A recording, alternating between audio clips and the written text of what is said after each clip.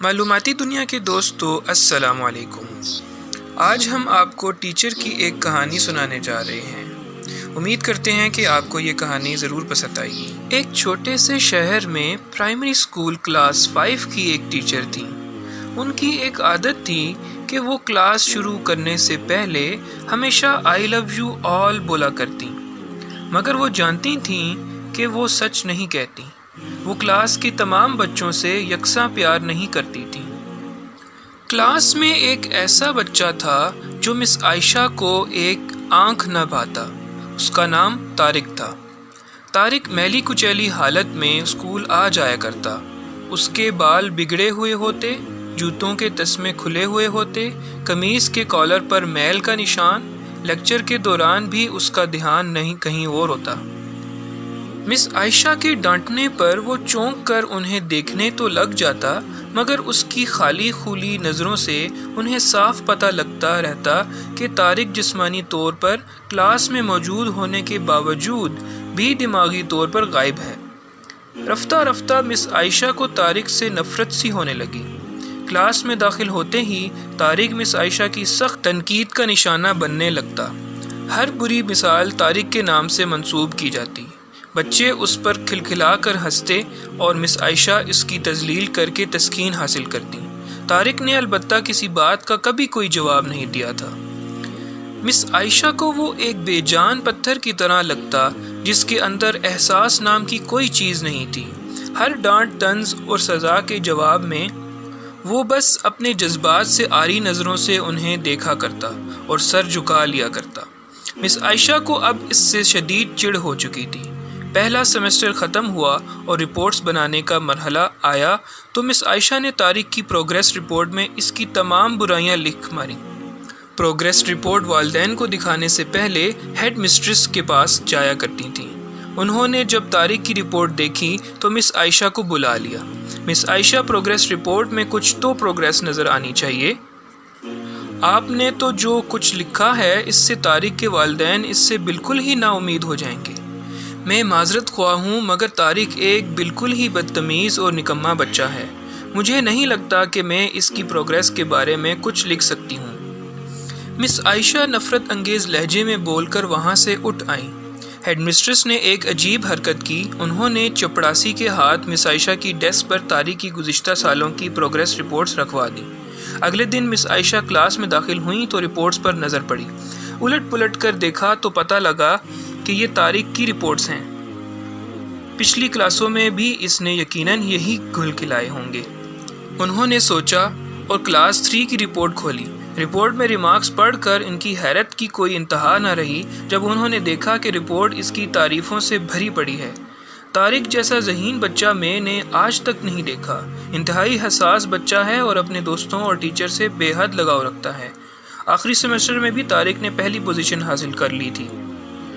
مس عائشہ نے غیر یقینی حالت میں کلاس 4 کی رپورٹ کھولی۔ طارق نے اپنی ماں کی بیماری کا بے حد اثر لیا ہے۔ اس کی توجہ پڑھائی سے ہٹ گئی ہے۔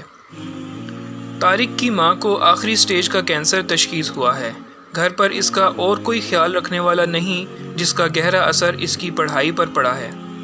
طارق کی ماں مر چکی ہے اور اس کے ساتھ ہی طارق کی زندگی کی رمق بھی۔ اسے بچانا پڑے گا اس سے پہلے کہ بہت دیر ہو جائے۔ مس عائشہ پر لرزہ طاری ہو گیا۔ کانپتے ہاتھوں سے انہوں نے پروگریس رپورٹ بند کی۔ آنسو ان کی آنکھوں سے ایک کے بعد ایک گرنے لگے۔ اگلے دن جب مس عائشہ کلاس میں داخل ہوئیں تو انہوں نے اپنی عادت مستمرہ کے مطابق اپنا روایتی جملہ آئی لو یو آل دہرایا، مگر وہ جانتی تھیں کہ وہ آج بھی جھوٹ بول رہی ہیں، کیونکہ اسی کلاس میں بیٹھے ایک بے ترتیب بالوں والے بچے طارق کے لیے جو محبت وہ آج اپنے دل میں محسوس کر رہی تھیں وہ کلاس میں بیٹھے اور کسی بچے کے لیے ہو ہی نہیں سکتی تھی۔ لیکچر کے دوران انہوں نے حسب معمول ایک سوال طارق پر داغا اور ہمیشہ ہی کی طرح طارق نے سر جھکا لیا۔ جب کچھ دیر تک مس عائشہ کی طرف سے کوئی ڈانٹ پھٹکار اور ہم جماعت ساتھیوں کی جانب سے ہنسی کی آواز اس کے کانوں میں نہ پڑی تو اس نے اچنبھے میں سر اٹھا کر ان کی طرف دیکھا۔ خلاف توقع ان کے ماتھے پر آج بل نہ تھے، وہ مسکرا رہی تھیں۔ انہوں نے طارق کو اپنے پاس بلوایا اور اسے سوال کیا، جواب بتا کر زبردستی دہرانے کے لیے کہا۔ طارق 3-4 دفعہ کے اصرار کے بعد آخر بول ہی پڑا۔ اس کے جواب دیتے ہی مس عائشہ نے نہ صرف خود پر جوشے انداز میں تالیاں بجائیں بلکہ باقی سب سے بھی بجوائیں۔ پھر تو یہ روز کا معمول بن گیا۔ مس عائشہ ہر سوال کا جواب اسے خود بتاتیں اور پھر اس کی خوب پذیرائی کرتیں۔ ہر اچھی مثال طارق سے منسوب کی جانے لگی۔ رفتہ رفتہ پرانا طارق سکوت کی قبر پھاڑ کر باہر آ گیا۔ اب مس عائشہ کو سوال کے ساتھ جواب بتانے کی ضرورت نہ پڑتی۔ وہ روز بلا نقص جوابات دے کر سب کو متاثر کرتا اور نت نئے سوالات پوچھ کر سب کو حیران بھی کرتا۔ اس کے بال اب کسی حد تک سنورے ہوئے ہوتے، کپڑے بھی کافی حد تک صاف ہوتے جنہیں شاید وہ خود دھونے لگا تھا۔ دیکھتے ہی دیکھتے سال ختم ہو گیا اور طارق نے دوسری پوزیشن حاصل کر لی۔ الوداعی تقریب میں سب بچے مس عائشہ کے لیے خوبصورت تحفے تحائف لے کر آئے اور مس عائشہ کے ٹیبل پر ڈھیر کرنے لگے۔ ان خوبصورتی سے پیک کیے ہوئے تحائف میں ایک پرانے اخبار میں بد سلیقہ طرز پر پیک ہوا ایک تحفہ بھی پڑا تھا۔ بچے اسے دیکھ کر ہنس پڑے۔ کسی کو جاننے میں دیر نہ لگی کہ تحفے کے نام پر یہ چیز طارق لایا ہوگا۔ مس عائشہ نے تحائف کے اس چھوٹے سے پہاڑ میں سے لپک کر اسے نکالا۔ کھول کر دیکھا تو اس کے اندر ایک لیڈیز پرفیوم کی آدھی استعمال شدہ شیشی اور ایک ہاتھ میں پہننے والا ایک بوسیدہ سا کڑا تھا جس کے زیادہ تر موتی جھڑ چکے تھے۔ مس عائشہ نے خاموشی کے ساتھ اس پرفیوم کو خود پر چھڑکا اور ہاتھ میں کڑا پہن لیا۔ بچے یہ منظر دیکھ کر حیران رہ گئے، خود طارق بھی۔